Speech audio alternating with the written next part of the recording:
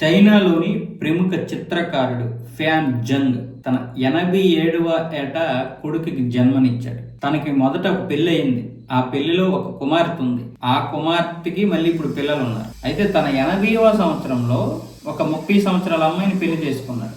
ఇప్పుడు 7 సంవత్సరాల తర్వాత ఒక బిడ్డకి జన్మనిచ్చారు వీళ్ళిద్దరు. ఆ అమ్మాయి వయసు 37 సంవత్సరాలు, ఇతని వయసు 80 సంవత్సరాలు. అయితే వాస్తవానికి ఇతనికి ప్రపంచంలో మంచి పేరుంది చిత్రకారుడిగా. ఈ చిత్రకారుడిగానే ఎన్నో బొమ్మలు గీసి కోట్లు సంపాదించాడు.